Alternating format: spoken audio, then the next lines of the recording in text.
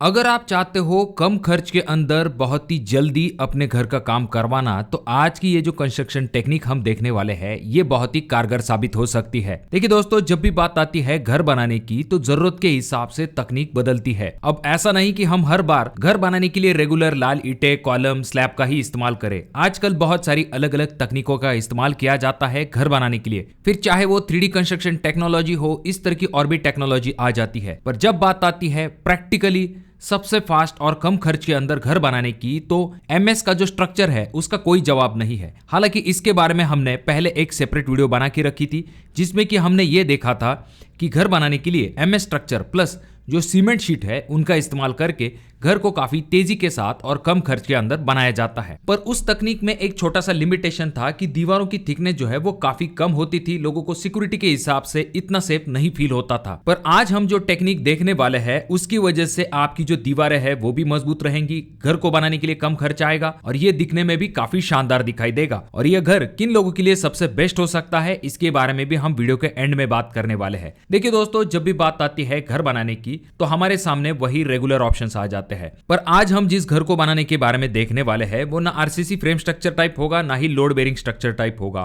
तो आज हम घर बनाने की जो टेक्निक देखने वाले हैं, उस घर को बनाने के लिए एमएस के जो पाइप है उसकी पूरी फ्रेमिंग और डबल एसी ब्लॉक का इस्तेमाल किया जाएगा, जिससे कि घर अच्छा भी दिखाई देगा और मौसम की मार को भी ये आराम के साथ सह सकता है। तो यहाँ पर सबसे पहले समझने वाली बात यह है ट्रेडिशनल वर्सेस मॉडर्न मेथड का कंपैरिजन। देखिए दोस्तों, जब हम आरसीसी फ्रेम स्ट्रक्चर घर बनाते हैं, जो कि डेफिनेटली आज सबसे ज्यादा इस्तेमाल की जाने वाली टेक्नोलॉजी है हाउस कंस्ट्रक्शन में, पर इसके कुछ लिमिटेशंस है। जैसे कि सबसे पहली चीज, जैसे कि आरसीसी फ्रेम स्ट्रक्चर घर बनाने के लिए आपको ज्यादा समय लगता है, ज्यादा खर्च भी आता है, क्योंकि वहां पर आपको क्यूरिंग भी करनी पड़ती है, उसके बाद में सब मटेरियल को भी अरेंज करना पड़ता है। तो ऐसी चीजों में आपका काफी ज्यादा समय जो है वो चला जाता है और पैसा भी ज्यादा खर्च होता है। हालांकि ये स्ट्रक्चर जो है वो काफी मजबूत होते हैं। पर जब हम बात करते हैं अलग अप्रोच की, यानी कि नई मॉडर्न मेथड के बारे में, तो यहां पर क्या किया जाता है, एमएस का जो फ्रेम स्ट्रक्चर है उसका इस्तेमाल किया जाता है। यानी कि वो बड़े कॉलम और जो बड़ी दीवारें हैं उनकी जगह पर स्ट्रॉन्ग स्टील पाइप का इस्तेमाल किया जाता है और दीवारों के लिए डबल एसी ब्लॉक का इस्तेमाल किया जाता है। इस घर को बनाने का जो मेथड है वो इतना सिंपल है कि अगर आप इसे एक बार समझ लो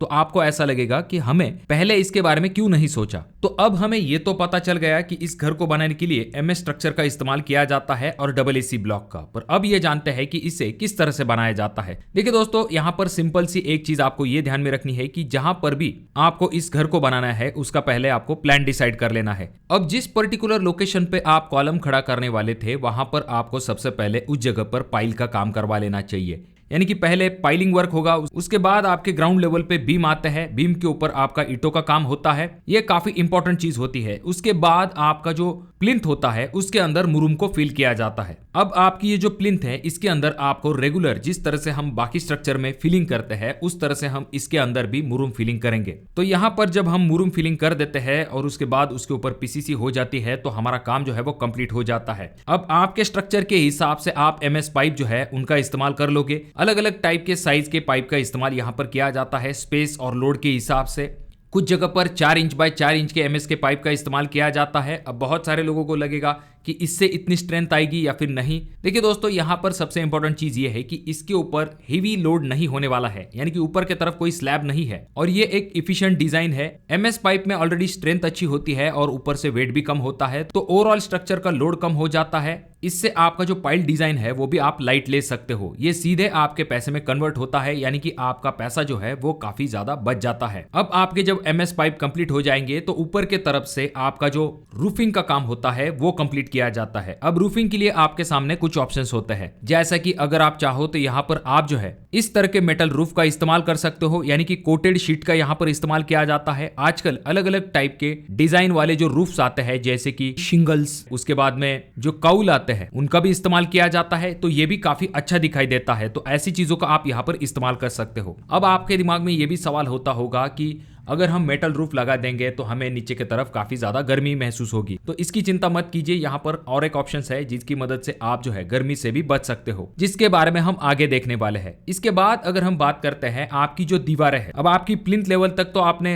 रेड ब्रिक्स का इस्तेमाल कर लिया है। अब प्लिंथ लेवल से आपका जो रूफ है वहां तक आपको डबल एसी ब्लॉक जो है उनका इस्तेमाल करना है। जब आप डबल एसी ब्लॉक का इस्तेमाल करते हो तो ओवरऑल घर बनाने का जो कॉस्ट है वो डेफिनेटली कम हो जाता है, क्योंकि इनका साइज काफी बड़ा होता है। इन्हें लगाने के लिए जो लेबर कॉस्ट है वो भी थोड़ा सा कम लगता है, यानी कि कम टाइम के अंदर आपका काम जो है वो भी कंप्लीट हो जाता है। ये आपको अलग अलग साइजेस में भी मिल जाता है। अगर आपको चाहिए तो आप 9 इंच 6 इंच इस तरह के कुछ ऑप्शंस के तरफ जा सकते हो और इनकी स्ट्रेंथ भी काफी अच्छी होती है और इनमें जो थर्मल इंसुलेशन है वो भी काफी अच्छे तरीके से होता है। इनके जॉइंट जो है वो भी काफी पतले होते हैं और ये जो डबल एसी ब्लॉक है इनका और एक फायदा ये होता है कि ये काफी स्मूथ होते हैं। इसी वजह से अंदर के तरफ अगर आप चाहो तो डायरेक्टली जिप्सम का भी इस्तेमाल कर सकते हो, प्लास्टर करने की जरूरत नहीं है। और कुछ जगह पर बाहर के तरफ से इस तरह का जो टेक्सचर होता है उसको किया जाता है। तो ओवरऑल ऐसे दो चीजों की वजह से ये दिखने में तो काफी खूबसूरत दिखाई देता है और आपको काफी अच्छी फिनिशिंग भी मिल जाती है और आपका प्लास्टर का जो खर्च है वो भी यहाँ पर आपका बच जाता है। और अगर हम बात करते हैं लेबर कॉस्ट में आपके 30 से लेकर 40% तक की बचत हो जाती है। अब दोस्तों इस तरह के जो कॉटेज होते हैं या फिर जो स्लोपिंग रूफ वाले घर होते हैं वो भी काफी ज्यादा खूबसूरत दिखाई देते हैं। तो उस तरह की डिजाइन जो है आप इन घरों के अंदर बना सकते हो।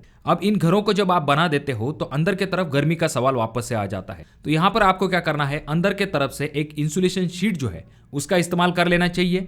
यह गर्मी को एब्जॉर्ब कर लेती है और नीचे की तरफ नहीं आने देती है, जिस वजह से आपकी जो सीलिंग है वो काफी कंफर्टेबल रहती है, भले ही बाहर 50 डिग्री की धूप पड़ रही हो। उसके बाद और एक ऑप्शन आप कर सकते हो, आपकी ये जो सीलिंग है ऑलरेडी स्लोपिंग में है, अगर आपको चाहिए एक प्लेन और सिंपल लुक तो ऐसे में आप जो है नीचे की तरफ जिप्सम बोर्ड फॉल सीलिंग जो है उसके ऑप्शन की तरफ जा सकते हो। अगर आप और भी कम बजट के अंदर जाना चाहते हो तो जो फाइबर बोर्ड सीलिंग आती है स्क्वायर शेप पैटर्न में इसे बनाया जाता है, तो ये भी अच्छी दिखाई देती है और आपका खर्च भी कम कर देती है और सबसे इंपॉर्टेंट चीज गर्मी को भी कम करने का काम ये करती है। और फाइनल में जब हम इसे पेंट कर देते हैं तो ये काफी खूबसूरत दिखाई देता है। उसके बाद रही बात फिनिशिंग की और फाइनल टचेस की, तो देखिए दोस्तों जैसे कि आप अपने रेगुलर घर के अंदर कंसील वायरिंग करते हो तो उस तरह से वायरिंग भी आप इसके अंदर कर सकते हो। बाकी सभी चीजें जिस तरह से हम रेगुलर घर के अंदर करते हैं, फिर चाहे वो आपकी प्लम्बिंग हो, इलेक्ट्रिकल वर्क हो, टाइलिंग वर्क हो, ये सभी चीजें आप आराम के साथ इस घर के अंदर कर सकते हो। अब दोस्तों ये जो घर आपने देखा है इसके बारे में और भी कुछ आपके दिमाग में सवाल जरूर होंगे। सबसे पहली चीज, ये मजबूत होता है या फिर नहीं? डेफिनेटली दोस्तों ये काफी मजबूत होता है, इसमें आपको कोई भी जल्दी दिक्कत दिखाई नहीं देगी। अगर हम बात करते हैं ऊपरी मंजिल यहाँ पर बना सकते हैं तो डेफिनेटली बना सकते हैं, तो उस हिसाब से आपको आपका स्ट्रक्चर जो है वो डिजाइन करना पड़ेगा। अब यहाँ पर स्लोपिंग डिजाइन अगर आप करते हो तो ऊपरी मंजिल जो है वो बना नहीं सकते हो। कुछ लोग जो है एक या फिर 2 मंजिल बना लेते हैं, उसके बाद जाकर स्लोपिंग डिजाइन में अपने रूफ को बना लेते हैं, तो ये भी एक ऑप्शन आ जाता है। तो अब दोस्तों यहाँ पर एक इंपॉर्टेंट सवाल आ जाता है कि ये घर कहाँ पर आप बना सकते हो, किन लोगों के लिए ये सबसे बेस्ट ऑप्शन हो सकता है। देखिए दोस्तों, अगर आप एक कम खर्च के अंदर एक यूनिक लुक वाला घर बनवाना चाहते हो तो ये ऑप्शन आपके लिए बेस्ट हो सकता है, क्योंकि यहाँ पर आपका स्लैब का कॉस्ट, कॉलम का कॉस्ट, ऐसी चीजों का खर्च जो है यहाँ पर डायरेक्टली बच जाता है। उसके बाद जिन लोगों को कम समय के अंदर इस तरह का घर बनाना है जो कि दिखने में भी अच्छा दिखाई देना चाहिए, तो आप जो है इस ऑप्शन के बारे में जरूर सोच सकते हो। इस घर को बनाने के लिए आपको 3 महीने तक का समय जो है वो लग सकता है, उससे भी कम समय के अंदर घर जो है वो बन जाता है। और ये ऑप्शन उन लोगों के लिए सबसे बेस्ट रहेगा जिन लोगों को कुछ कॉटेज वगैरह बनाने हैं या फिर कुछ फार्म हाउस वगैरह बनाना है, तो वहां पर ये ऑप्शन जो है सबसे बेस्ट हो सकता है। और दोस्तों इस तरह का जो स्ट्रक्चर है जरूरी ये नहीं कि हर बार आप अपने घर के लिए ही बनाओ। अगर आप चाहो तो कोई अगर कमर्शियल बिल्डिंग है तो वहां पर इस ऑप्शन के बारे में आप जरूर सोच सकते हो।